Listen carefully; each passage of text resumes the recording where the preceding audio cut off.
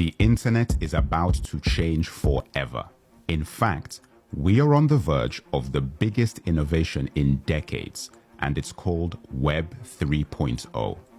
In this video, I'm going to explain exactly what it is and how it can give you the power to scale your business and make money faster than you ever thought possible from anywhere in the world. Whether you're in Africa, the Middle East, the United States, the UK, Asia, or Latin America, you need to know the information in this video.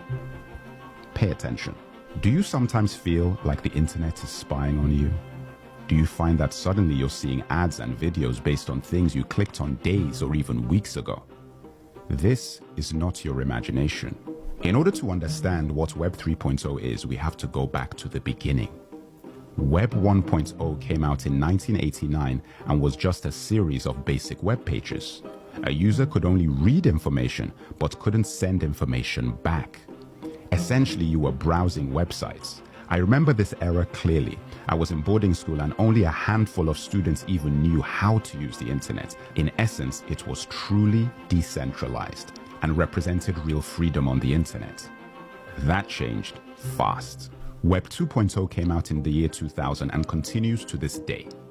Web 2.0 was read and write and allowed users to interact with the sites they browsed. With features such as JavaScript and HTML, companies could create more complex sites, and this brought us Facebook, Google, YouTube, Amazon. Everything we use now online is based or derived from the Web 2.0 framework. But I'm old enough to remember a time before Google where to find information you had to go to a library or read a book. Now no one can imagine a world without Google. However, there was something they were taking from you that was much more valuable than what they were giving you. All the information you input to any of these platforms is saved by these companies who then use them for targeted ads or sell that information to other companies who in turn create profiles of you so they can sell you more things. That information can be used to manipulate, control, and push you to make decisions based on very carefully orchestrated marketing campaigns using the data you inadvertently provide.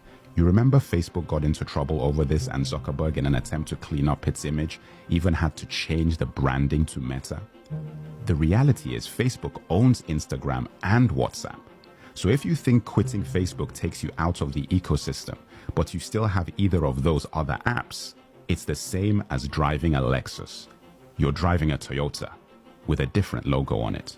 This marketing and use of your information is called the data economy, and they get your resource for free. But I'm thinking, why shouldn't I be paid for my data?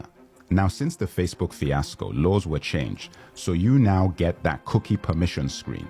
But if you accept to have cookies stored, they benefit, you don't. In 2014, a guy called Gavin Wood, who is a co-founder of Ethereum, wrote a blog post about what Web3 could be, saying that you could exchange money and information on the web with no middleman and be able to charge for the information if you want, and this would all be controlled by a blockchain. A user would then be able to seamlessly move from social media to email to shopping and create a public record on the blockchain, independent of any of these private corporations.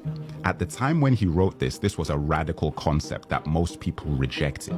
If Web3 is not controlled by any of these corporations, what would motivate you to use it? This is where it gets really interesting. Theoretically, people would be given virtual tokens to incentivize them to perform actions on Web3, a kind of cryptocurrency. This concept is called decentralized finance. You can basically charge for literally anything you want. You could charge for simply looking at someone's ad, or reading their article, or watching their video. The full fee would go to you. This could make you a millionaire from the comfort of your own home anywhere in the world. This concept is going to be fundamental to virtual realities like the metaverse, but there are many people that don't believe any of this is going to work due to the computing power necessary to make it work. This technology is going to change everything for how we use the internet and how we interact with each other. However, what's most compelling for me about Web 3.0 is how it might give emerging economies in Africa or individuals like yourself, wherever you may be, the ability to take back control of your data. You know what? I really hope Black and African people get on this train and do not get left behind, as we always have been when new innovations and technologies get released. That is why I'm bringing you this information, in the hopes you will prepare yourselves to harness this power if it comes to fruition. Everyone doubts major shifts in technology. That's the way it's always been. Remember when they all said crypto was a waste of time? What are they doing now? Building the CBDC, central bank digital currency, which is a government-owned cryptocurrency they will eventually force you to use.